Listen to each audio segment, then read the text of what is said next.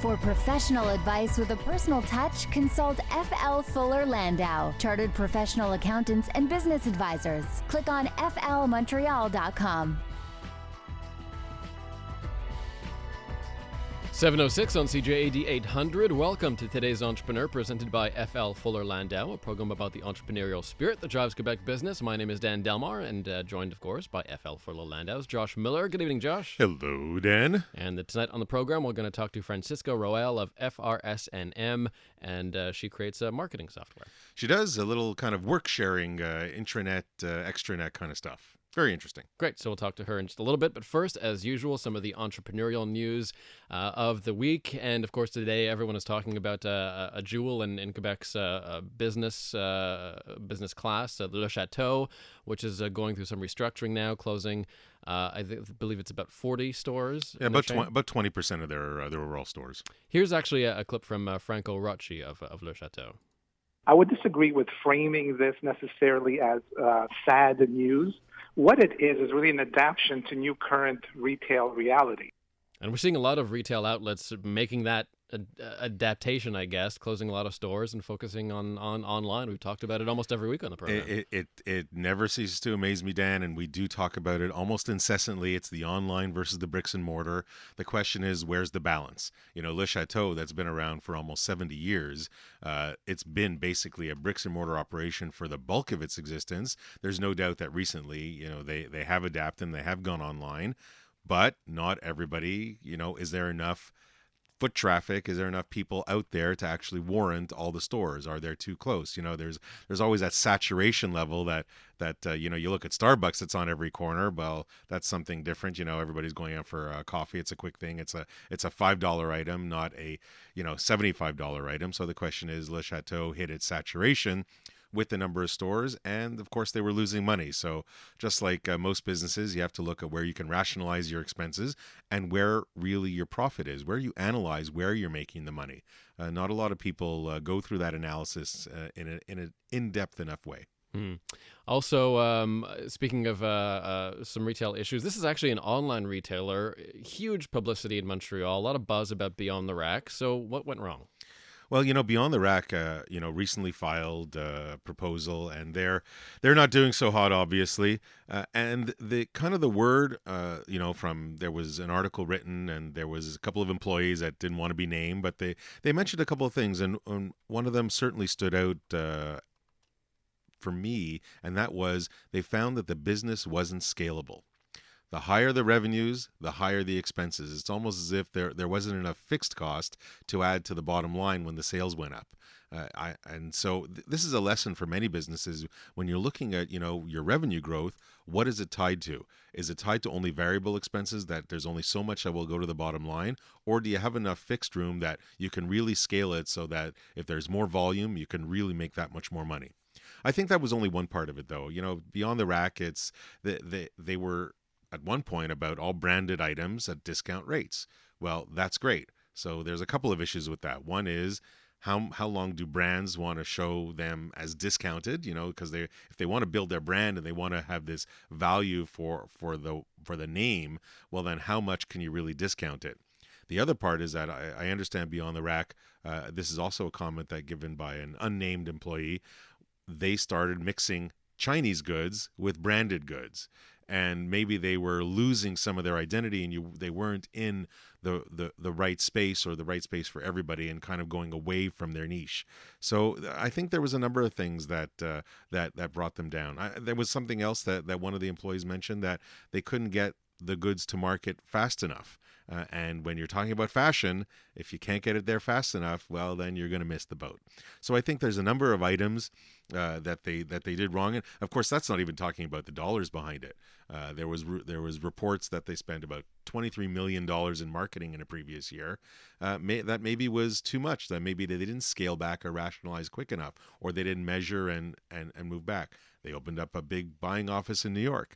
Well, that costs a lot of money too. So I think I think there's probably a lot of contributing factors, and this is, of course, the stuff we only know about. We don't know what we don't know.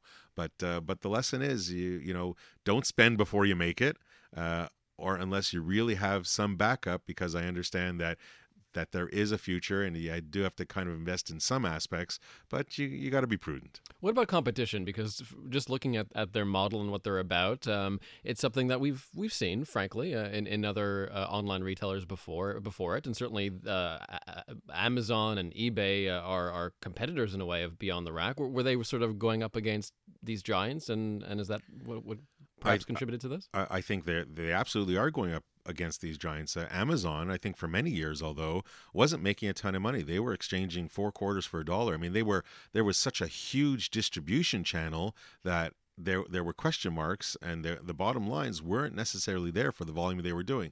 However, they did have a huge database of information, and that database is super valuable, where I think Beyond the Rack's database is also going to be valuable.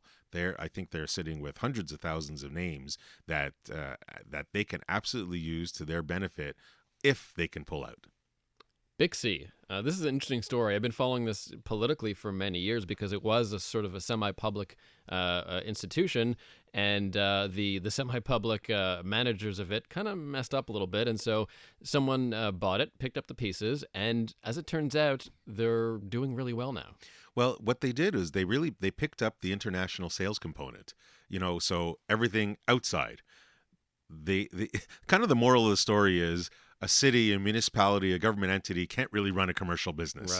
Right. That's probably the case in many cases around the world. But they basically said, you know what? There is a product here. There is a software here. There is a demand around the world to be healthier and not always take your cars and reduce emissions and that carbon neutral standpoint. And how could we get this out there? So Bixi didn't have a bad software, an idea that probably was just an execution that was run poorly by a government agency. So this private group is taking it, selling it. Now, the city of Montreal is a client of theirs, and so they manage their own 5,000 bikes.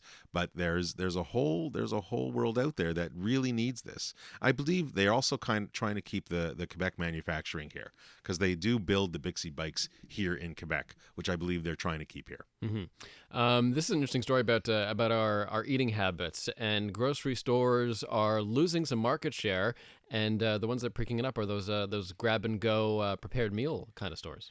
I think people today want fresh items. They don't want frozen as much. They don't want the stuff in boxes that you can make. And there'll always be a space for that.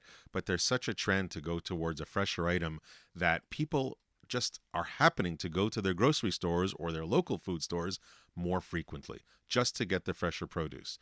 So what does that mean for grocery stores? Do they have to scale back in certain areas, some of them? Do they feel that? I think the grocery stores have to look at where their profit margins are, a little bit like maybe Le Chateau had to look at where they were making their money and scale back or adapt to what the consumer is buying. This is a fun story from Report on Business. Brand slogans gone horribly wrong, and they mentioned a few examples. One of them here, Coors once had a slogan that translated that was basically "turn it loose," but when he said it in Spanish, it actually means diarrhea. You really got to think. The businesses that are going global, you really got to think what your name means. And we talk about China a lot. The Pepsi went into China and it used that slogan "Come alive," but of course, in Chinese, it means Pepsi, bring your ancestors back from the dead. Didn't really work. Just like KFC, it's finger licking good was translated in China as eat your fingers off. Not exactly where you want to go.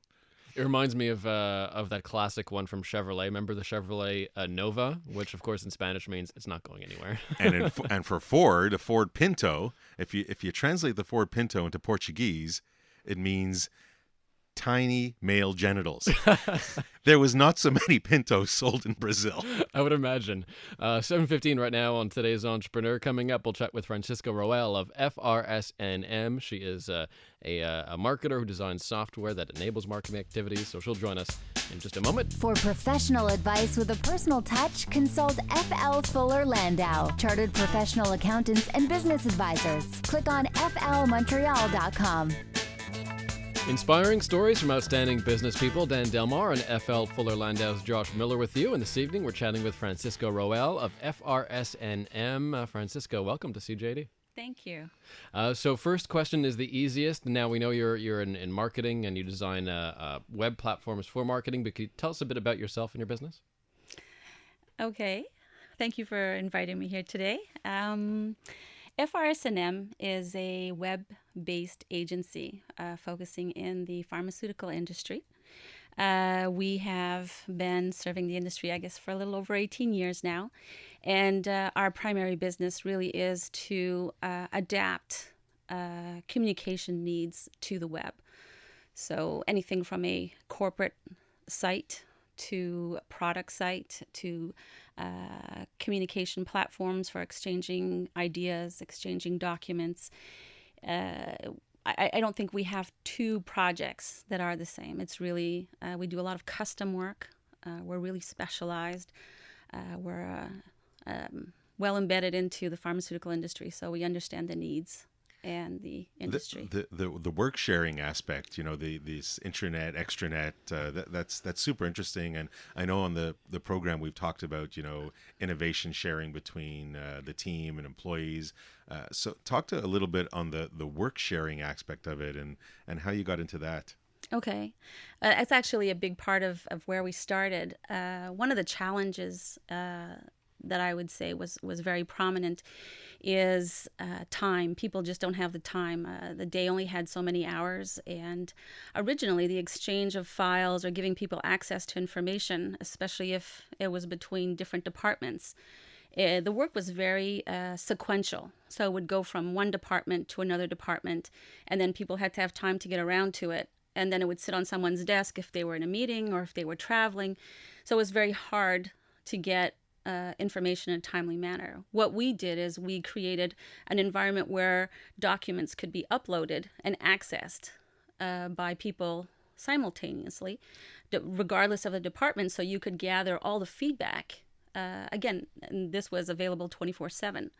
So if you were traveling and you had a couple of hours to spend on the side, then you could go in and you could review documents, give approvals. Versus a file sitting on somebody's desk, let them look at it, and then the file moves to another desk and let them look at it, et cetera, et cetera. Correct. You missed a lot of deadlines. You miss a lot of deadlines. The idea, is this specific to the pharmaceutical industry? Well, I really am in that industry, so I wouldn't be able to speak for other industries, not in this specific environment. I assume there are similar needs.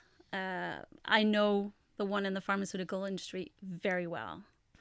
So when we come back from the break, kind of find out how you got into this business to begin with and why you focus on pharmaceutical. So that'll be interesting to hear about. Francisca Roel of FRSNM Marketing joins us this evening on Today's Entrepreneur. More with her in just a moment.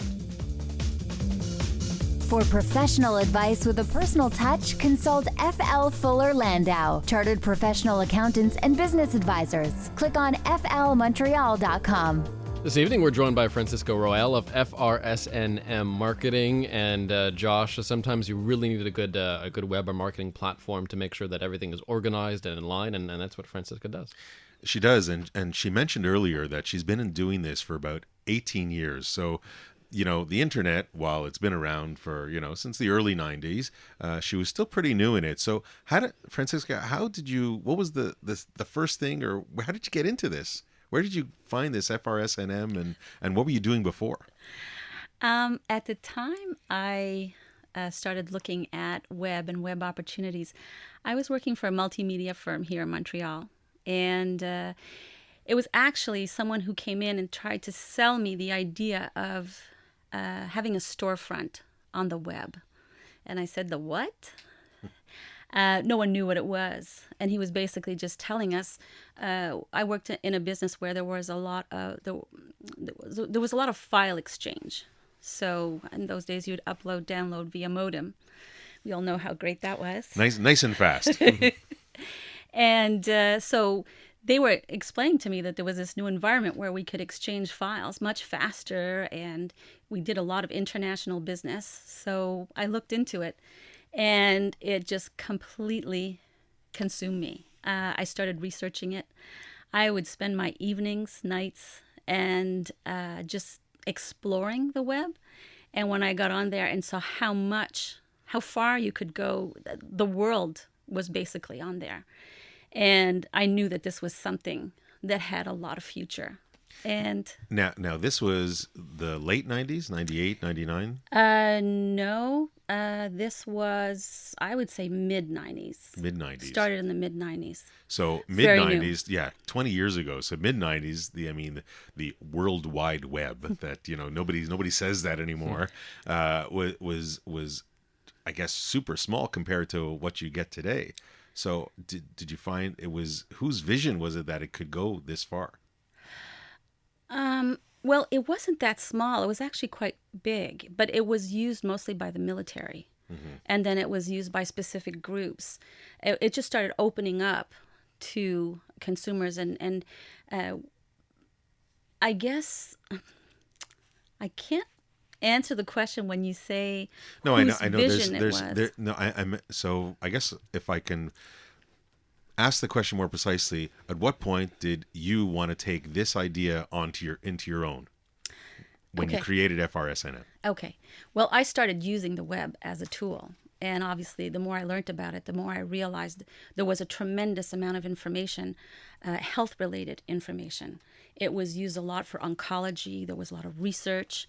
And the multimedia company I worked with, I would say maybe 40% of their business was in the pharmaceutical industry.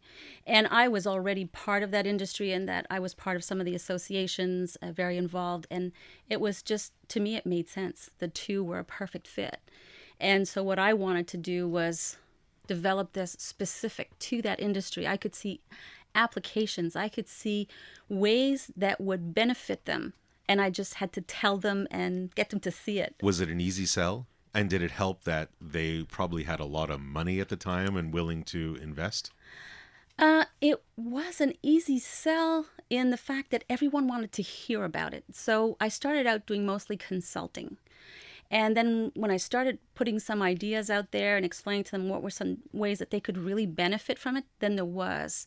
Obviously, I wasn't the only one doing this, but it was still very new. And they didn't know where to get the information that they needed. So in starting with consulting, and I could get them interested and show them how they could benefit from the web, then I started presenting ideas. And I have to say, the challenge was it was something brand new. There weren't big budgets for web. As a matter of fact, I remember sitting down with one of the marketing VPs, and he said to me, he goes, okay, they're cutting all my budgets, and I've got print, and I've got TV, and I've got radio. Tell me where web is going to fit. And I said, it's really easy. Take 1% of your budget and invest it in web. Just a small amount. Try it. I guarantee you it will grow. You won't even have to work at it.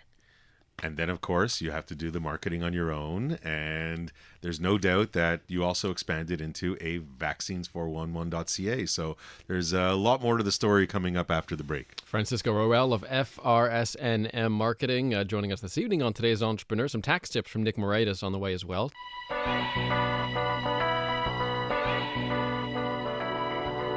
For professional advice with a personal touch, consult FL Fuller Landau, Chartered Professional Accountants and Business Advisors. Click on flmontreal.com. 7:37 on Today's Entrepreneur, a program about the entrepreneurial spirit that drives Quebec business. My name is Dan Delmore, along with FL Fuller Landau's Josh Miller, and our guest this evening is Francisca Roel of FRSNM Web Solutions, and Francisca creates web platforms. And what about, Francisca, the competition? I'd like to explore that a bit with you too. How do you get into this business? A lot of competition from around the world too. We were mentioning off the air, competition from overseas, people undercutting these services in many cases. How do you compete when literally there's so much competition in this domain all around the world? Well, first I would say that when I first started 18 years ago, there was not a lot of competition. So that definitely gave me an edge. I got to make a name for myself. I have a very good reputation, so that's where it started. And then as there were more and more companies, everybody and anybody could do web design and web development, I started looking at more specialty products. But more importantly, one of my, ways of thinking, especially in the pharmaceutical industry, there are a lot of layers, a lot of approval processes, and how budgets are managed.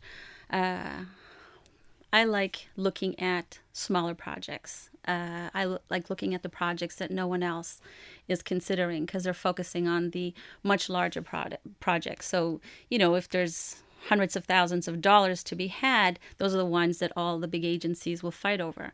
But there are a lot of very small projects, very nice projects that no one's even aware of and no one even considers.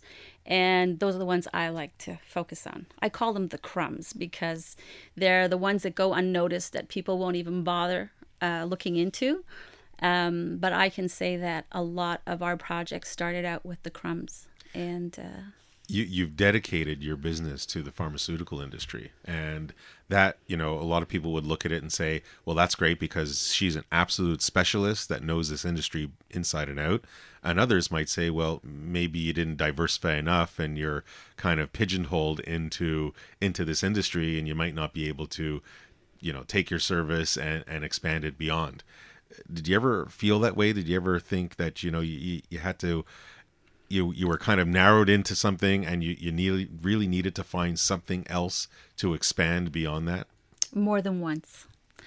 As a matter of fact, some people would say to me, you're really looking at this all wrong. You can't just focus on one industry. You need to look outside of this industry if you want to succeed.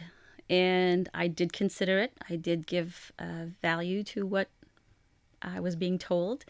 And every time the conclusion was the same. There is a lot of work to be had. Healthcare is an industry that is never going to go away. And it's because it's something that I care about and something that I'm very interested in.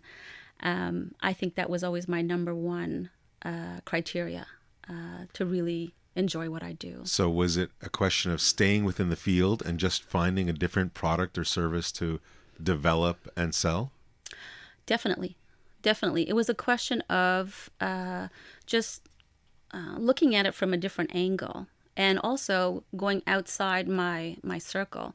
And when I say my circle, originally I would really specialize in prescription drugs. Prescription drugs have a lot of rules and regulations. Most of the advertising was to healthcare professionals.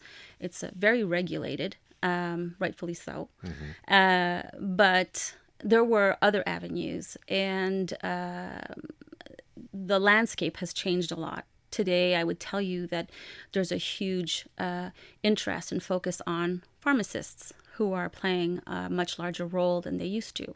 So these are new markets. And so let's talk about one of your ideas that evolved from this train of thought, this expansion of ideas, and it's vaccines411.ca.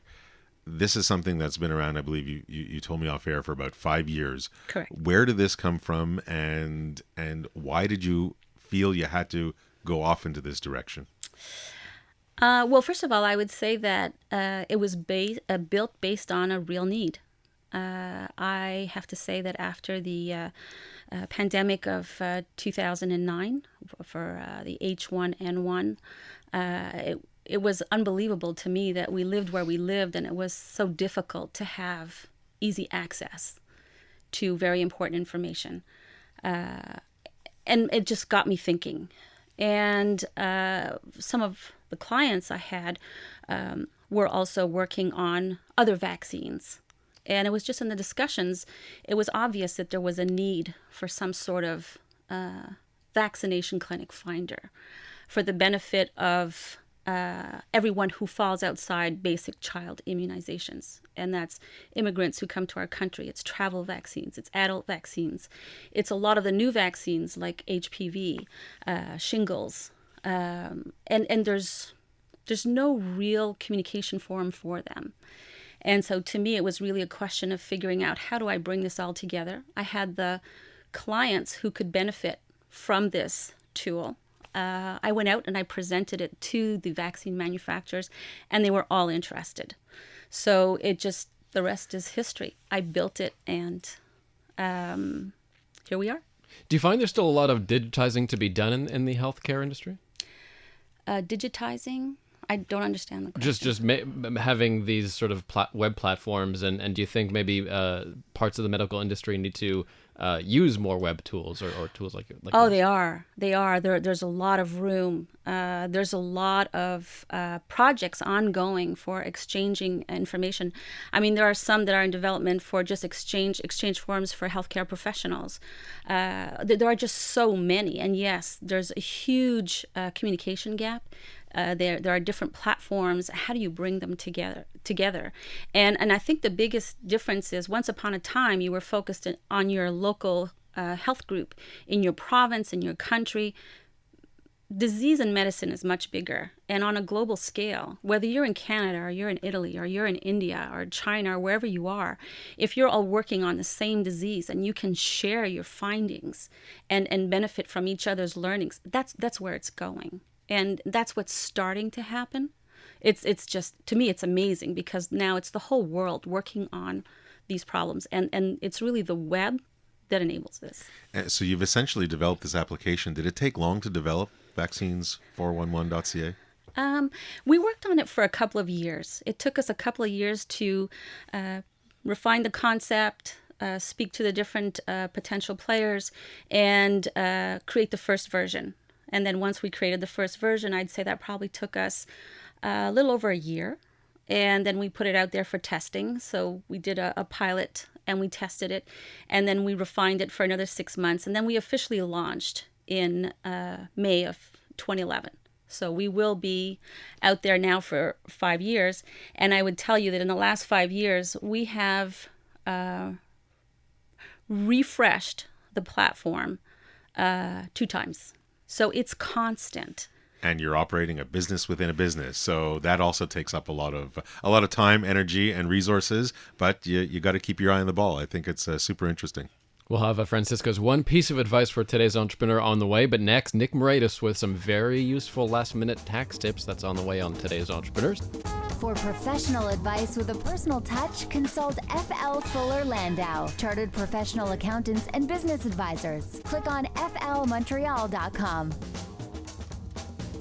Inspiring stories from outstanding business people. Dan Delmar and FL Fuller Landau's Josh Miller with you, with Francisca Roel of FRSNM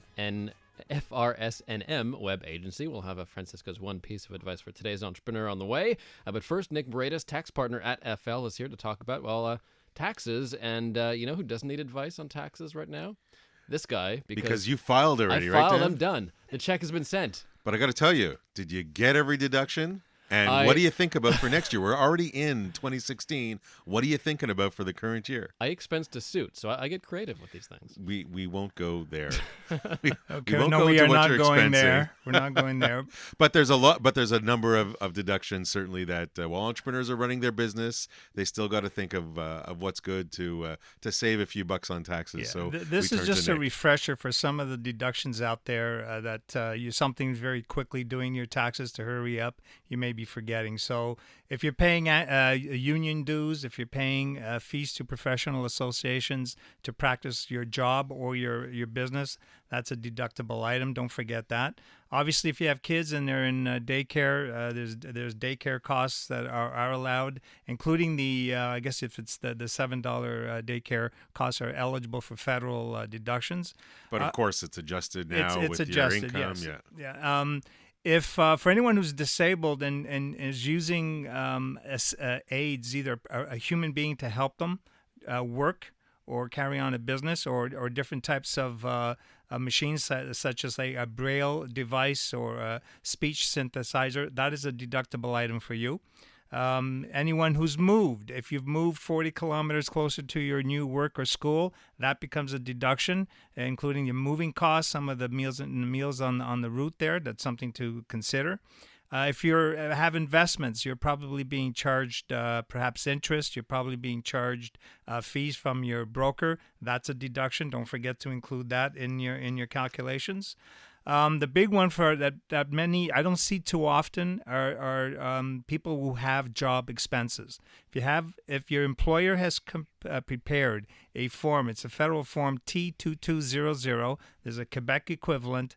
You use that form to deduct expenses you may be incurring on the job. Could be meals, could be office supplies that you're incurring at home, internet, for example, travel, etc. But without that form, there's no deduction available for you. So that's something that you should be looking out for. Does it depend? I don't know how much depends if you're commissioned or just an employee. I think on the form it specifies. Yeah, though. it does. Commissioned employees, though, there is sort of an understanding that you may be incurring these costs. But for most of us who are at the office 9 to 5, most of us can't use it, but some of us are usually required. Legal fees that you pay. Most of the time, many people think they can deduct legal fees. Talk to your accountant. Some legal fees, usually to try to collect money that would be taxable to you when you collect it, is usually deductible. Legal and accounting fees to defend yourself against the CRA or Revenue Quebec is usually a deductible item as well. So don't forget to include all that. So when you're paying your lawyer and you feel that you're getting rooked, maybe there's a deduction for it. There might be, I'm sure. And you got to support the claim with your accountant. So when we come back from the break, I'm sure Nick's going to run through a few more as quickly as we can as we approach. We have 2 weeks to go before the filing deadline, even though Dan Delmar has already sent his in. Already filed. Plus, we'll have Francisca's one piece of advice for today's entrepreneur on the way. For professional advice with a personal touch, consult FL Fuller Landau, Chartered Professional Accountants and Business Advisors. Click on flmontreal.com. We'll have Francisca's one piece of advice for today's entrepreneur on the way. And by the way, for everyone in Canada was listening, I was just joking about that expenses thing. We know, Dan. But we're talking about last-second tax tips, and Nick Moraitis, tax partner at Fuller Landau, is with us. Nick, any other easy last-minute tips for us? Easy ones. Don't forget the bus passes. If you've paid them and you've kept your receipts, hand them in. They can get you a credit at the federal government. There's also the children's arts amount, which will probably not go forward going in future, that you can also claim, again, as a non-refundable credit. Tuition. Anyone going to school, you probably should have gotten your tuition documents from the school. If you as a student can't use all your tuition, don't forget you can transfer up to about $5,000 to a parent who's supporting you, or to your spouse if you're married who's supporting you. That's an easy one. Or you can keep it for yourself. Or you keep it for yourself. Yeah, and absolutely. Medical expenses is the big one, and we're seeing that more and more as we're talking about the field. Don't forget that in medical expenses also includes amounts you're paying for group insurance, amounts you're paying for medical insurance when you're traveling. It includes the unreimbursed portion of your drug claims that you've done with the insurance company that have not been reimbursed. That's all included in there. And then it also will include your spouse and dependent children. That is usually a big amount that gets picked up. And last but not least, don't forget your donations. Those are good, whether in cash or in kind. And they carry for 5 years if you can't use them. This is all stuff that you've spent your money probably already. Go through, think about it, hand it over to your accountant to make sure you get a claim back. It's easy money. But if you're donating something in kind from your company, don't expect to get a tax receipt personally. Not necessarily, yeah. Not necessarily. Oh, sorry. It's the Dan Delmar planning. No. No, he would never do such a thing. Never. And as we approach the last moment of our show, as we do every week, we'll turn to our guest, Francisca Roel of FRSNM Web Agency, and we'll ask you, Francisca, what would be your one piece of advice for today's entrepreneur? My one piece of advice would be, when everything is going well, is when you should plan for a rainy day. When you plan ahead and you speak to your bank and make sure that you have a line of credit and make sure that you've got money put aside or available to you should you need it quickly. That is a recommendation that I would offer today, because when you do need it, no matter how small the amount or for how long, the process is not a simple one. It doesn't happen fast. So my recommendation would really be plan ahead, and when things are good is when you do that. Sound words of advice, no question. It's always easier to go to the bank and ask for them when things are well. It's kind of like asking, permission versus forgiveness kind of thing. And the quick takeaway, I'll just add one thing, is that diversification with your business. You do sell one product, but if you can diversify to somewhere else, you can absolutely save the day one day. Thanks to Francisca Roel of FRSNM Web Agency and Nick Moraitis for the helpful tax tips from Fuller Landau, of course. We're here Monday nights at 7 p.m. on Newstalk Radio, CJAD 800 for today's entrepreneur. The Exchange with Lisa Ravery is next.